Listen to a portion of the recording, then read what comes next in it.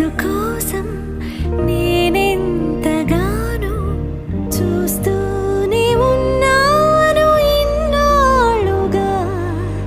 మౌనాలు అన్నీ మాట్లాడుతుంటే కనువిందుగా ఉంది తొలిసారిగా. అపురూపమేగా నాకీ క్షణం